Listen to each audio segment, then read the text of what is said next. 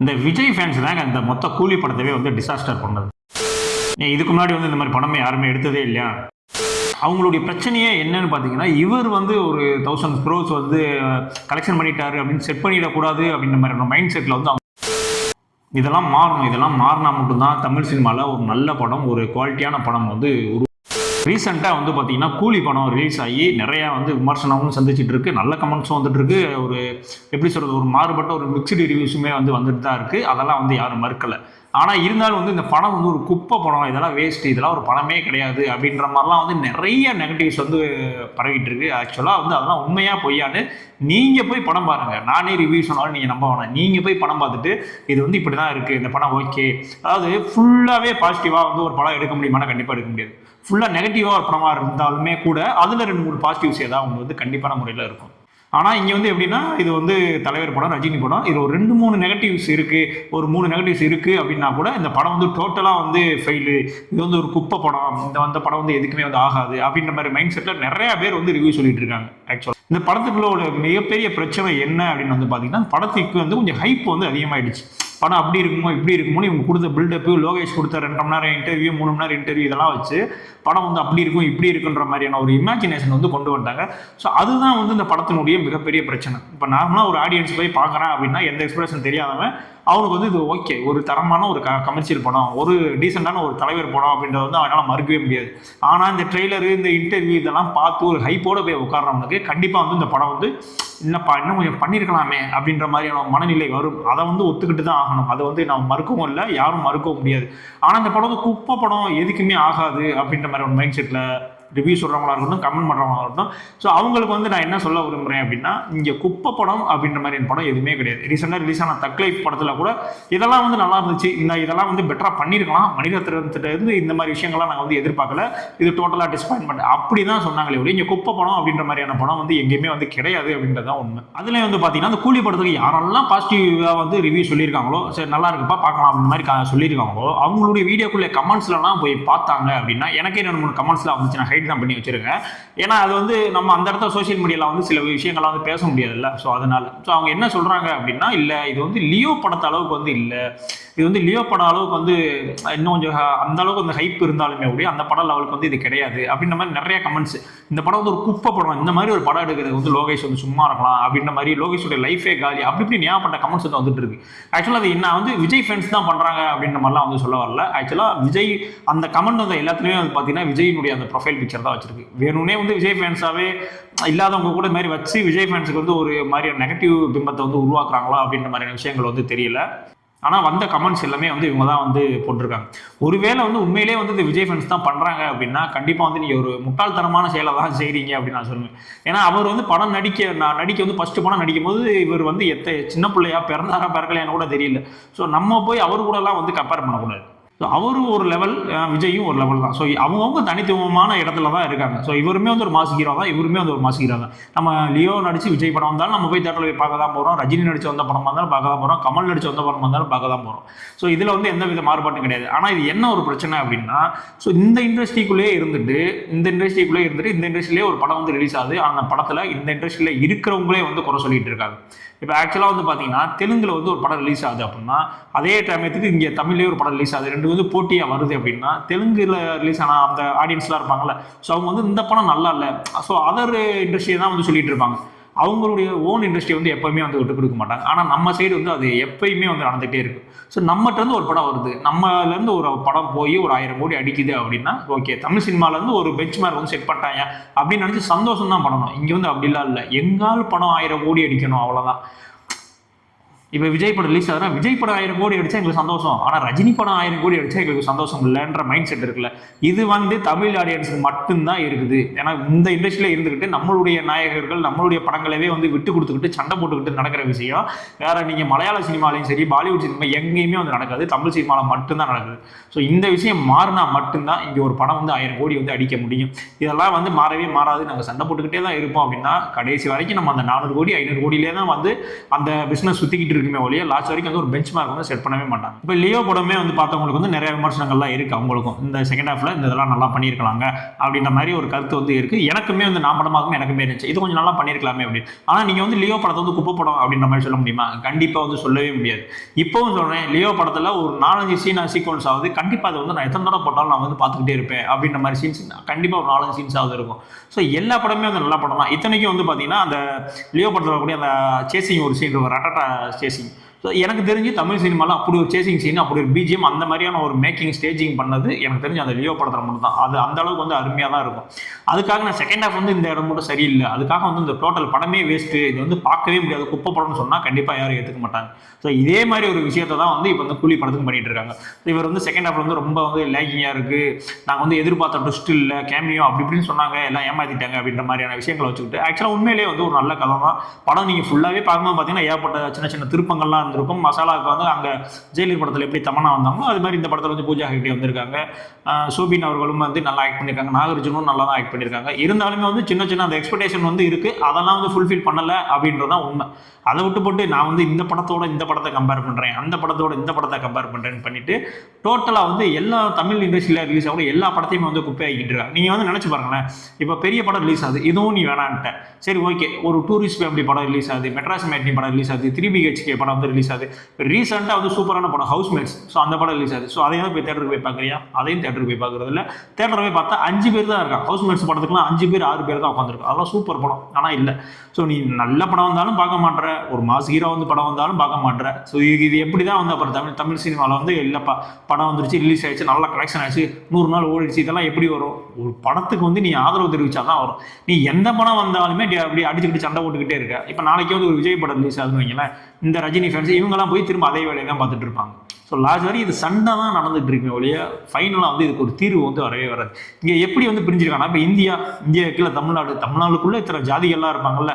So தமிழ்நாடுன்றதான் Tamil சினிமான்னு வச்சுக்கோங்களேன். அது உள்ளே இருக்கிற அந்த ஜாதிகள்லாம் இருக்குல்ல, அதுதான் வந்து இங்கே விஜய், அஜித், ரஜினி, கமல். ஸோ இவங்க வந்து எப்பயுமே இவங்களுக்குள்ள சண்டை போட்டுக்கிட்டே தான் இருக்காங்க. இவங்கெல்லாம் ஒத்துமையாக இருந்தால் தான் வந்து தமிழ்நாடு க்ரோத் ஆகும். இவங்க ஃபுல்லாக சண்டை போட்டுக்கிட்டே இருந்தாங்கன்னா அது பிளவுபட்டு தான் ஆகும். ஸோ அந்த மாதிரி ஒரு விஷயம் தான் வந்து இங்கே வந்து நடந்துட்டு இருக்கு. இதில் வந்து அவர் ரிவ்யூ அப்படி சொல்லிட்டாரு, இந்த புளு சட்டை வந்து அப்படி மாறன் சார் வந்து அப்படி சொல்லிட்டாரு, பிரசாந்த் சார் வந்து அப்படி சொல்லிட்டாரு அப்படின்னா, ஆக்சுவலாக ரிவ்யூ அவங்களாம் வந்து பல வருஷமாக வந்து ரிவ்யூ பண்ணிட்டு இருக்காங்க. நம்மளாம் சும்மா சின்ன சேனல் இப்போ தான் சொல்லிட்டு இருக்கோம், பல வருஷமாக ரிவ்யூ பண்ணிட்டு இருக்கீங்கல்ல. அவங்க வந்து இருக்கிறதே சூரமொக்கையா வந்து ஒரு படம் இருக்கும், அந்த படத்துக்கு பாசிட்டிவாக வந்து ரிவ்யூ சொல்லியிருப்பாங்க. அதெல்லாம் போய் பார்த்துருக்கேன். சிவகார்த்திகேயன் படம் பேர் சொல்லவும்ல, சிவகார்த்திகேயனோட ஒரு படம் அவரே ஒத்துக்கிட்ட ஸ்டேஜில் வந்து இந்த படம் வந்து அவன் டோட்டலாக வந்து ஒரு வேறு மைண்டில் பண்ணேன், டோட்டலாக வந்து அவங்க ஒர்க் அவுட் ஆகலைன்ற மாதிரி அவரே சொல்லியிருக்காரு. அது நயன்தாராலாம் வந்து நடிச்சிருப்பாங்க, என்ன நீங்களே யோசிச்சுக்கோங்க. ஸோ அந்த படத்துக்கு பாசிட்டிவாக வந்து பிரசாந்த் வந்து ரிவ்யூ கொடுத்தாரு. அந்த படம் 3 நாள் கூட தாங்கலை. அந்த படம் எல்லாருமே ஒத்துக்கிட்டாங்க, ஆமாம் அந்த படத்துல எதுவுமே சரியில்லை, கொஞ்சம் வந்து பெட்டராக பண்ணியிருக்கலாம் அப்படின்ற மாதிரி ஒத்துக்கிட்டாங்க. ஆனால் அந்த படத்துக்கு பாசிட்டிவ் ரிவ்யூ கொடுத்தாங்க. இதே புளு சட்டை மாறன் எடுத்துங்க, ராட்சசன் படம் இங்கே பிடிக்காத ஒரு ஆள் கூட கிடையாது. ராட்சசன் படம் எவ்வளோ நம்ம இப்போ வரைக்கும் ஒரு த்ரில்லர் ஜானர், ஒரு சைக்கோ த்ரில்லருக்கு ஒரு பெஞ்ச் மார்க்காக இருக்கக்கூடிய படம் என்னன்னு பார்த்தீங்கன்னா ராட்சசன் படம் தான். அந்த படத்துக்கு புளு சட்டை மாறன் அவர்கள் வந்து பார்த்தீங்கன்னா நெகட்டிவ் ரிவ்யூ கொடுத்துருப்பாரு. நீங்கள் நம்பலைன்னா போய் அவருடைய இதில் பேஜில் போய் செக் பண்ணி பாருங்க, யூடியூப்ல. படம் வந்து ஒரு நார்மல் சீரியல்களை படம், சீரியல்களை பிடிக்கிறாலும் பிடிக்கும், மற்ற யாருமே இந்த படத்தை பார்க்க மாட்டாங்கன்னு சொல்லி அவரே சொல்லியிருப்பார் ரிவ்யூவில். கமெண்ட்ஸில் போய் பாருங்கள், எல்லாம் கழுவி ஊற்றிருப்பானுங்க. ஸோ நீ வந்து படத்தை அப்போ எந்த மாதிரியான படங்களை நீங்கள் வந்து ரிவ்யூ பண்ண எப்படி பண்ணுறீங்க அப்படின்ற மாதிரி ஒரு விஷயம் இருக்குல்ல. ஸோ அதை நீங்கள் பார்க்கணும். மேக்ஸிமம் வந்து பார்த்தீங்கன்னா ஒரு பெரிய ஹீரோ படம் வந்துச்சு அப்படின்னா இவங்க 2 பேருடைய ரிவ்யூ பார்த்த வரைக்கும் 90% பார்த்தீங்கன்னா நெகட்டிவாக தான் சொல்லுவாங்க. எல்லாம் பாசிட்டிவாக சொன்னால் நான் நெகட்டிவாக சொல்கிறேன், எல்லாம் நெகட்டிவாக சொன்னால் பாசிட்டிவாக சொல்கிறேன். நான் தனிச்சு தெரியணும் அப்படின்றக்காக ஒரு விஷயத்தை பண்ணக்கூடாது. ஒரு படம் ஒரு 100 கோடி போட்டு ஒரு ஆள் போய் படம் எடுத்திருக்கான், படத்தை போய் பாரு, இதெல்லாம் நல்லா இருக்கு, இதெல்லாம் நல்லா இல்லை, இதெல்லாம் கொஞ்சம் இம்ப்ரூவ் பண்ணியிருந்தாங்கன்னா இன்னும் கொஞ்சம் நல்லா இருந்துடும். அதுதான் உன் வேலை. இது குப்பை படம், இது வந்து டோட்டலாக வந்து எடுக்கவே கூடாது அப்படின்னா அப்போ நீ வந்து படம் எடுக்கிறியா அப்படின்னு கேட்டால் முடியுமா? உன்னை நம்பி எவனா ப்ரொடியூஸ் பண்ணுவானா? உன்னை நம்பி எவனா நடிக்க வருவானா? இந்த மாதிரி 1008 கேள்வி இருக்குது. ஸோ நம்ம வந்து போகிற போக்கில் வந்து எதையா ஒன்று சொல்லிடக்கூடாது, இப்படித்தான் அப்படித்தான் அப்படின்ற மாதிரி வந்து எதுவும் சொல்லிடக்கூடாது. ஸோ உள்ளே போய் ஓகே இந்த விஷயங்களாம் இருக்குது, இதெல்லாம் கரெக்ட் பண்ணாங்க அப்படின்னா இன்னும் கொஞ்சம் இம்ப்ரூவ் ஆகும்ப்பா. ஸோ அதுதான் வந்து ரிவ்யூ. படம் பார்க்கலாம், ஒரு ஆவரேஜ் படம், ஒன் டைம் வாட்சபிள் படம், சூப்பர்பா, சூப்பர் குட், கண்டிப்பாக தேட்டர் இருப்பாங்க. இதுதான் வந்து ரிவ்யூ. இது குப்பை, நீ வந்து வீட்லேயே கடை, இந்த மாதிரி படத்துக்கு வந்து நீ போயிடாத அப்படின்ற மாதிரி சொல்கிற பேர் வந்து ரிவ்யூ கிடையாது. ஏன்னா நான் தேட்டருக்கு போகிறேன், நான் வந்து கூலி படத்துக்கும் போயிருக்கேன், லியோ படத்துக்கு, நான் எந்த படம் வந்தாலும் பார்ப்பேன். எனக்கு வந்து சினிமானா பிடிக்கும். ஃபஸ்ட்டு நான் வந்து கமல் ஃபேன் தான், நான் ஒத்துக்கிறேன். எனக்கு கமலும் பிடிக்கும், அஜித் ஃபேன், ரெண்டுமே நான் இருப்பேன். எனக்கு கமலும் பிடிக்கும், அஜித்தும் பிடிக்கும், ரெண்டுமே வச்சுக்கோங்களேன். ஆனால் நான் வந்து எல்லா படத்துக்குமே போவேன், எல்லா படத்துக்குமே வந்து நான் ரிவ்யூ சொல்லிடுவேன். ஓகே இதெல்லாம் கரெக்டுப்பா, இதெல்லாம் தப்புப்பா அப்படின்னு. தக்லைஃப் படம் போகும்போது நான் சொன்னேன், இல்லை அது வந்து டோட்டலாக வந்து டிசப்பாயின்மெண்ட் ஆயிடுச்சு. அவங்க எதிர்பார்த்த, நம்ம கொடுத்த அந்த எதிர்பார்ப்புக்கு வந்து இந்த படம் இல்லை அப்படின்றத நான் ஓப்பனாகவே சொன்னேன். நான் இப்போ இந்த கூலி படத்துக்கு போய் உட்காந்துருக்கேன், நான் உட்காந்துருக்க சீட்லேயே தான் வந்து உட்காந்துருக்காங்க. டைட்டில் கார்டு போடுறாங்க. டைட்டில் கார்டு போடும் போதே ஒருத்தர் சொல்லிட்டு இருக்கான், என்னடா title card, Leo title card அளவுக்கு இது இல்லையடா அப்படின்ற மாதிரி வந்து ஒருத்தர் சொல்கிறான். நீ படம் வந்து எதுக்கு பார்க்க வந்திருக்க ஆக்சுவலாக? இது லோகேஷ் கனகராஜ் படமாகவே இருக்கட்டும், ஓகேவா? லோகேஷ் கனகராஜ் படம் எதுக்கு படம் பார்க்க வந்திருக்கேன்? ஒரு தலைவர் நடிச்சிருக்காரு படம், ஓகே, அந்த மைண்ட்ஸில் வந்து படம் பார்க்கணும். நான் வந்து அதோட கம்பேர் பண்ணி இதை படம் பார்க்க வந்தேன், இதோட கம்பேர் பண்ணி இது படம் பார்க்க வந்தேன்னா அது எப்படி வந்து படமாகும்? சரி, லியோ வந்து இப்போ உனக்கு பிடிச்சிச்சா அப்படின்னு கேட்டிங்கன்னா அவன் பிடிச்சிச்சுன்னு தான் சொல்லுவான். ஏன்னா ஃபேனாக வந்து யாருமே வந்து இந்த படத்தை வந்து விட்டு கொடுக்க போகிறது கிடையாது. ஸோ ஒரு தலைவர் ஃபேனாக இருக்காங்க அப்படின்னா அவங்க வந்து தலைவர் படத்தை பார்த்துட்டு யாரும் வந்து நல்லா இல்லை அப்படின்ற மாதிரியான விஷயங்களும் சொல்கிறது கிடையாது. நான் என்ன சொல்கிறேன் அப்படின்னா, நீங்கள் ஒரு ஃபேனாக இருக்கீங்க அப்படின்னா ஆப்போசிட் ஒரு ஃபேனில் இருக்காங்கல்ல, இப்போ ரஜினியாக இருக்கலாம், கமலாரம், ஸோ நீ பார்த்துட்டுப்பா நல்லா தான் இருந்துச்சு, இது மட்டும் கொஞ்சம் இம்ப்ரூவ் பண்ணி தான் உங்கள் படம் நல்லா அந்த மாதிரி சொல்லுங்கள், அதுதான் கரெக்ட். இந்த கம்பேரிசன் பண்ணுறது, திரும்ப சொல்கிறேன், நம்ம இண்டஸ்ட்ரியில் மட்டும்தான் இது வந்து நடக்குது, வேறு எந்த இண்டஸ்ட்ரியிலுமே நடக்காது. அவங்க இண்டஸ்ட்ரியில் அவங்கவுங்க நடிகர் நடிகைகளை மெருகேற்றி மேலே கொண்டு வந்து படங்களுடைய எப்படி கலெக்ஷன் ஆகுது அந்த மாதிரி விஷயத்த தான் பார்ப்பானே ஒழிய, இங்கே மட்டும்தான் வந்து இந்த சண்டையெல்லாம் வந்து நடந்துட்டு இருக்கு. அவன் அந்த கமெண்ட்லேயே வந்து இன்னொன்று சொல்கிறான், 70 வயசு ஆச்சு இந்த ஆளை எதுக்கு போட்டு வம்படியாக வந்து ஆடிக்கிட்டு இருக்கா, அவ்வளோ ஃபைட் பண்ணிட்டு இருக்கா, ஃபுல்லாக டூப்பை போட்டு பண்ணிட்டு இருக்காங்க அப்படி இப்படி. நான் என்ன சொல்கிறேன், அவர் 70 வயசு ஆச்சு, அதான் ஓகே தான், நான் இல்லைன்னா சொல்ல. அவர் வந்து 70 வயசில் இப்போ ஆடுறாருப்பா, அவர் வந்து ஓடுறாருப்பா அப்படின்னு இந்த சிம்பத்தி ஓட்டெல்லாம் வந்து ஏன் வந்து கேட்க வரல. அதே 70 வயசில் இவர் கூடயே நடித்த சத்யராஜ் ஏன் ஹீரோவை போடல? ஏன் பிரபு, இளையதிலகம் பிரபு இருக்கல, அவரை ஏன் ஹீரோவை நடிக்க வைக்கல? கார்த்தி ஏன் ஹீரோவை நடிக்க வைக்கல? அவருக்கும் மூத்தவன சிவகுமார் இருக்கல, அவரை ஏன் ஹீரோவை நடிக்க வைக்கல? அவங்களாம் வந்து ஹீரோவை நடித்தாலும் நீங்கள் ஏற்றுக்க மாட்டீங்க, போய் பார்க்கவும் மாட்டீங்க. ஸோ அந்த கரிஸ்மா, அந்த ஆறாவை உண்டாக்குனது யார்? ரஜினி சார் மட்டும்தான். ஸோ நீ அதுக்கு தானே வந்திருக்க. நீ வந்து ஒரு கம்பேரிசன் பண்ணுறல, நான் வந்து இப்போ நான் விஜய் ஃபேனாக இருக்கேன், அஜித் ஃபேனாக இருக்கேன், நான் போய் அந்த தலைவர் ஃபேன் கூட போய் கம்பேரிசன் ஒன்று பண்ணுறல. ஸோ அந்த கம்பேரிசன் வந்து இப்போ பண்ணவே கூடாது நீ. ஏன்னா இப்போ சிவகார்த்தியன் வந்து 4 ஹிட்டு கொடுத்துட்டாரு, அதுக்காக வந்து சிவகார்த்தியன் தான் அடுத்த விஜய் அவர் தான் அப்படின்னு சொல்ல முடியுமா? கண்டிப்பாக வந்து சொல்லவே முடியாது. அவர் இருக்கிற பொசிஷனில் அவர் வந்து ஓகே, சிவகார்த்தியன் வளர்ந்து வராரு, அவருடைய பொசிஷனில் ஃபியூச்சரில் அவர் ஒரு நல்ல ஸ்டாராக இருப்பார், அவ்வளோதான், முடிஞ்சு போச்சு. இப்போ ரஜினி பீக்கில் இருக்காரு, ரஜினி ஒரு ஹையஸ்ட்டில் இருக்காருன்றக்காக அவரை கொண்டு போய் நீங்கள் வந்து நடிகர் திலகம் கூட சிவாஜி கணேசனோட கம்பேர் பண்ண முடியுமா? கண்டிப்பாக வந்து கம்பேர் பண்ண முடியாது. ஸோ எல்லாருமே வந்து பார்த்தீங்கன்னா அவங்கவுங்க தனித்தனி துறையில் வந்து அவங்க எல்லாருமே வந்து கிங்கு தான், அவங்கவுங்க பிளேஸ் வந்து அவங்கவுங்க கிங்கு தான். ஸோ அதை புரிஞ்சுக்கிட்டு போய் படம் ஃபஸ்ட்டு பாருங்கள். நான் சண்டை போடுறதுக்குனே வந்து நான் படம் பார்த்துட்டு இந்த படத்தோட அந்த படத்தை கம்பேர் பண்ணிட்டு ஏதாவது குறை சொல்கிறதுக்குன்னே நான் ஒரு படம் பார்க்குறேன் அப்படின்னா கண்டிப்பாக நீங்கள் தேட்டருக்கே போகாதீங்கன்றான். தமிழ் சினிமாலேயே வந்து எத்தனை டேரக்டர் இருந்திருக்காங்க தெரியுமா? இப்போ நீங்கள் முருகதாஸ் எடுத்துக்கோங்க, அட்லி எடுத்துக்கோங்க, இவங்க மாதிரி ஒரு கமர்ஷியல் படம் இங்கே கொடுக்குறதுக்கு இப்போ வரைக்கும் தமிழ் சினிமாவில் வந்து ஆள் கிடையாது.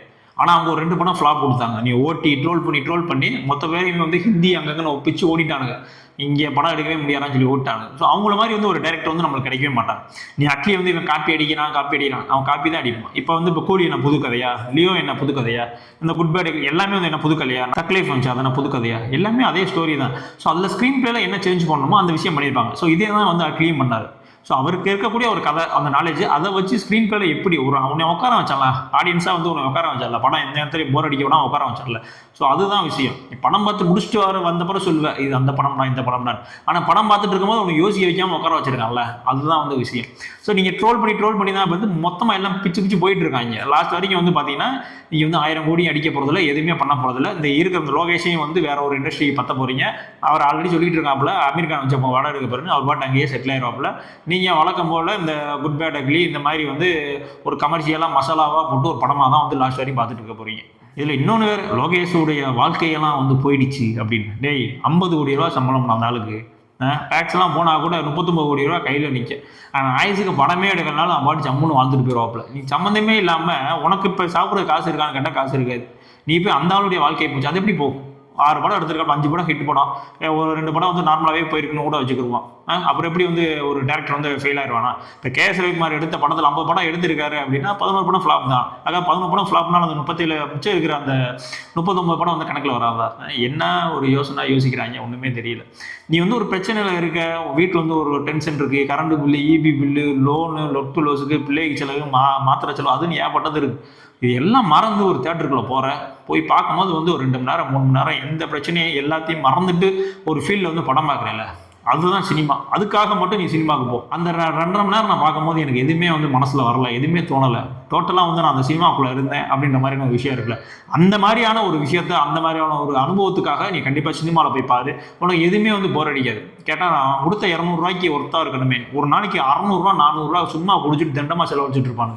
அது வந்து சும்மா தான் போயிட்டு இருக்கும். அதெல்லாம் வந்து இவனுக்கு கணக்கில் தெரியாது. நீ 200 ரூபா கொடுத்தது, அதுக்கு வந்து ரொம்ப எக்ஸ்பெக்டேஷனோட பார்த்தேன், எனக்கு அந்த அளவுக்கு இல்லை, அதனால வந்து இந்த படத்தை வந்து நான் கழுவி ஊற்றுறேன் அப்படின்னா என்னடா இது?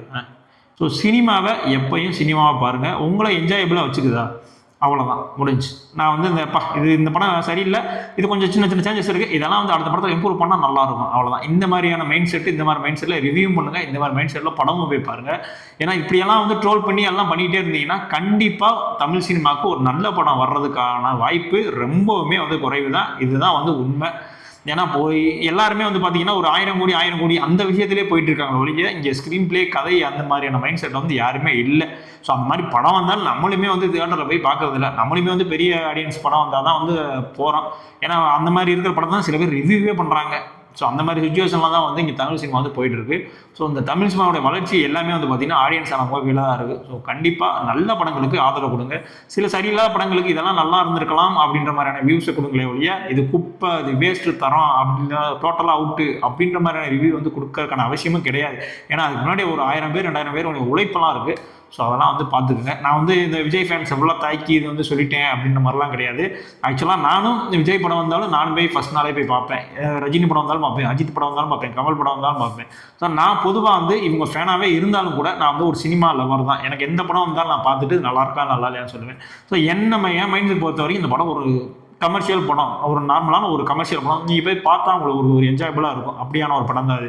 ஸோ கண்டிப்பாக அது நீங்கள் போய் தேட்டரில் போய் என்ஜாய் பண்ணலாம். ஆனால் இந்த படம் ஒரு குப்பை படம், இது வந்து எதுக்குமே ஆகாது, இதெல்லாம் ஏன் நடிச்சார் அப்படிலாம் சொல்கிறாங்களே, அதெல்லாம் டோட்டலாகவே வந்து எப்படி சொல்கிறது, ஒரு வன்மத்தை பரப்புறதுக்காக தான் அந்த விஷயம் வந்து பரவிட்டு இருக்கு. ஸோ எந்த எக்ஸ்பெக்டேஷன் இல்லாமல் தமிழ் சினிமாவை போய் பாருங்கள், எல்லா படத்தையும் பாருங்கள். முடிஞ்ச அளவுக்கு வந்து உங்களால் பாசிட்டிவாக எதுவும் சொல்ல முடியலனாலும் நெகட்டிவாக தேவையில்லாத விஷயங்களை சொல்லி டோட்டலாக வந்து படத்தை வந்து டவுன் பண்ணிட வேணாம் அப்படின்றது தான் வந்து என்னுடைய கருத்து. இதுதான் வந்து நான் அந்த வீடியோலையும் சொல்ல வந்ததும். இந்த வீடியோ நீங்கள் எப்படி புரிஞ்சுக்கிறீங்களோ அப்படி புரிஞ்சுக்கோங்க. நம்ம சேனலை சப்ஸ்கிரைப் பண்ணாங்க கண்டிப்பாக சப்ஸ்கிரைப் பண்ணுங்கள். ஏன்னா நம்ம சேனல் பெரிய சேனலில் சின்ன சேனல் தான். ஸோ நீங்கள்லாம் சப்போர்ட் பண்ணால் தான் அந்த சேனல் வந்து வெளியே வரும். ஸோ இதே மாதிரி அடுத்த ஒரு வீடியோ வந்து சந்திக்கிறேன். பாய்.